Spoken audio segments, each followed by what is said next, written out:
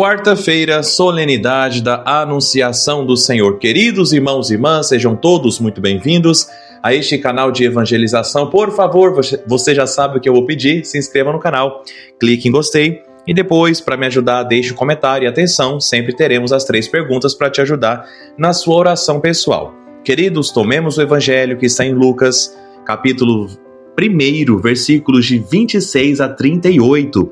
O Senhor esteja convosco, Ele está no meio de nós. Proclamação do Evangelho de Jesus Cristo segundo Lucas. Glória a vós, Senhor. Naquele tempo, o anjo Gabriel foi enviado por Deus a uma cidade da Galiléia chamada Nazaré, a uma virgem prometida em casamento, a um homem chamado José. Ele era descendente de Davi, e o nome da virgem era Maria. O anjo entrou onde ela estava e disse: Alegra-te, cheia de graça, o Senhor está contigo. Maria ficou perturbada com estas palavras e começou a pensar qual seria o significado da saudação. O anjo então disse-lhe: Não tenhas medo, Maria, porque encontraste graça diante de Deus. Eis que conceberás e darás à luz um filho, a quem porás o nome de Jesus. Ele será grande, será chamado Filho do Altíssimo, e o Senhor Deus lhe dará o trono de seu pai Davi. Ele reinará para sempre sobre os descendentes de Jacó, e o seu reino não terá fim. Maria perguntou ao anjo: Como acontecerá isso se eu não conheço homem algum? O anjo respondeu: O Espírito virá sobre ti, e o poder do Altíssimo te cobrirá com sua sombra. Por isso, o menino que vai nascer será chamado Santo, Filho de Deus. Também Isabel, tua parenta, concebeu um filho na velhice. Este já é o 6º mês daquela que era considerada estéril, porque para Deus nada é impossível. Maria então disse: Eis aqui a serva do Senhor, faça-se em mim segundo a tua palavra. E o anjo retirou-se. Palavra da salvação. Glória a vós, Senhor. Meus irmãos e minhas irmãs, hoje nós estamos celebrando uma solenidade muito bonita que é a Anunciação do Senhor.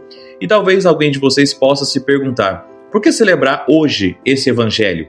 Porque estamos, meus irmãos, exatamente há 9 meses antes do Natal do Senhor. Para aí, faça as contas. Você vai ver que nós estamos há 9 meses do Natal do Senhor. No Natal nós celebramos o nascimento de Jesus, logo hoje nós celebramos o momento em que Jesus Cristo foi concebido no ventre da Virgem Maria. Então, meus irmãos, hoje começa, por assim dizer, o caminho da encarnação, ou seja, Deus começa a entrar na nossa história de modo concreto, de modo até silencioso, lá na casa de Nazaré, através de um sim poderoso, que foi o sim da bem-aventurada Virgem Maria. Queridos irmãos e irmãs, dentre tantas coisas nesse evangelho tão bonito, tão conhecido de todos nós, quero destacar aqui 2 elementos para a nossa oração. O primeiro deles: diante dos projetos de Deus, nós não devemos ter medo.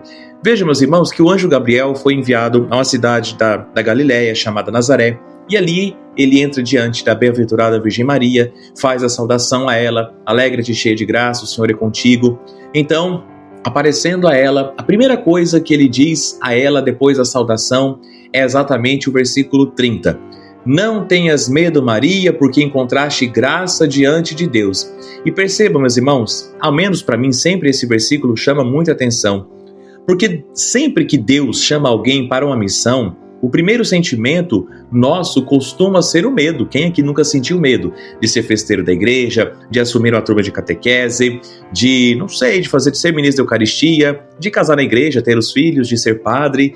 Todos nós já passamos por algum medo. E não foi diferente na história da salvação. Foi assim com Moisés, posso pensar talvez em Jeremias, Pedro, e aconteceu mesmo com a bem-aventurada Virgem Maria. Até São José também teve medo de assumir Maria como esposa. Então vejam, meus irmãos, que o medo acontece, mas podemos até nos perguntar: Padre, por que nós temos medo diante dos projetos de Deus? Eu te respondo com toda segurança, meus irmãos, porque os projetos de Deus são sempre maiores, eles são bem maiores do que as nossas próprias forças. E Maria, inclusive, percebe isso imediatamente, e por isso que ela pergunta lá no versículo 34, como acontecerá isso se eu não conheço um homem algum? Perceba que ela não está duvidando de Deus, ela apenas está percebendo que humanamente, para ela, aquilo é impossível, Ela está dizendo, Senhor, eu não tenho condições. E meus irmãos, quantas vezes também nós pensamos assim, Senhor, eu não tenho força para perdoar. Senhor, eu não tenho paciência para essa situação. Senhor, eu já não estou suportando o luto que eu estou vivendo. Senhor, não aguento mais a doença que eu estou passando. Senhor, eu não tenho coragem para assumir a missão de ter mais um filho, de casar na igreja, de entrar no seminário, de ser catequista, de ser ministro, participar da pastoral do dízimo, de ser festeiro da igreja. Senhor, eu não tenho capacidade para isso, não tenho capacidade para aquilo. E veja, meus irmãos, o que Deus responde e o que o anjo responde para Maria e responde também para nós. No versículo 35, o Espírito do Senhor virá sobre ti e o poder do Altíssimo te cobrirá com sua sombra. Ou seja, meus irmãos, é o mesmo que Deus estivesse dizendo para ela e disse para nós. Maria, você não está sozinha. Maria, eu estarei com você. A graça virá junto com a missão. Ou seja, meus irmãos, e aqui está uma grande lição espiritual para cada um de nós. Deus nunca dá uma missão sem dar também a graça necessária para vivermos essa missão. Ou seja, se Deus me pede para perdoar, Ele dá a graça para isso. Se Deus me pede para recomeçar, Ele vai dando a força para recomeçar. Se Deus me pede para carregar uma determinada cruz, Ele também dá a graça para carregar essa cruz. Veja que por isso nós não devemos ter medo dos projetos de Deus. Muitas vezes nós temos medo de mudar de vida, nós temos medo de dar um passo na fé, nós temos medo de confiar mais em Deus.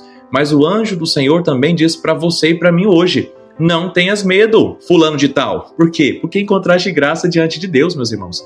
Confiemos mais nas graças de Deus. Segundo ponto, o sim de Maria abre o caminho da salvação. Então veja, que depois de ouvir tudo isso, Maria dá uma resposta que mudou toda a história da humanidade. Você já parou para pensar quão poderoso é o sim da bem-aventurada Virgem Maria? Ela diz no versículo 38, eis aqui a serva do Senhor, faça-se em mim segundo a tua palavra. Olha que resposta bonita. Maria não entendeu tudo ali naquele momento, e talvez ela não entendeu tudo durante toda a sua vida. Maria não sabia como será o futuro. Maria não sabia quais eram as dificuldades que iriam aparecer para ela.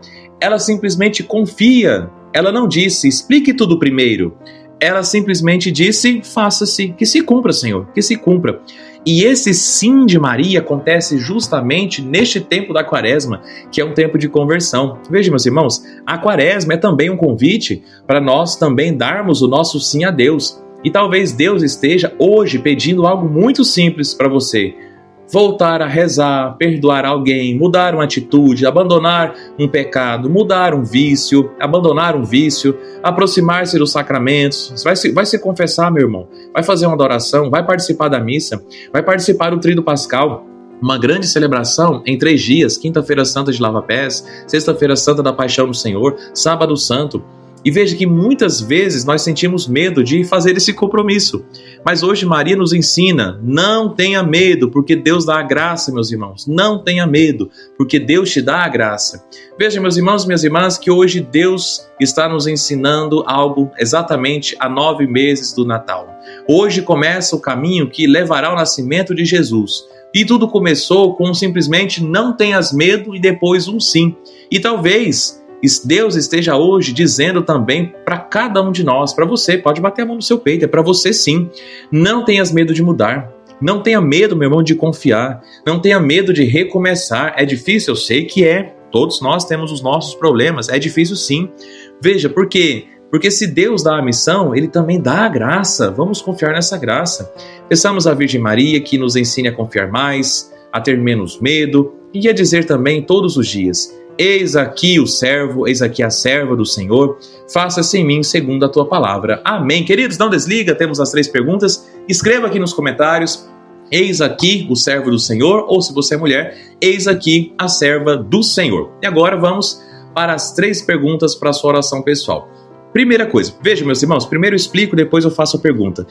O anjo disse a Maria, não tenhas medo porque encontraste graça diante de Deus. Então lá vai a pergunta.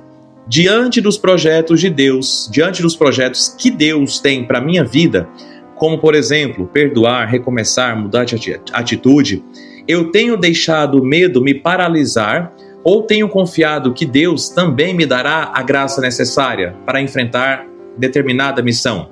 Segunda pergunta, eu explico, depois eu faço a pergunta. Veja que Maria perguntou como acontecerá isso, mas mesmo sem entender tudo, ela confiou em Deus. Então, lá vai a pergunta.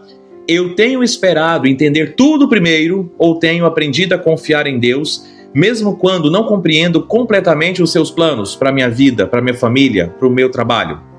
Terceira, olha, veja que Maria disse, eis aqui a serva do Senhor, faça-se em mim segundo a tua palavra. Então lá vai a pergunta, qual é o sim concreto que Deus está me pedindo nessa quaresma? O que eu preciso mudar, iniciar ou abandonar para responder com generosidade à vontade de Deus? Muito bem, meus irmãos, se detenha nessas perguntas, faça deste momento também o seu momento de oração e que Deus te abençoe. Em nome do Pai, do Filho e do Espírito Santo. Amém.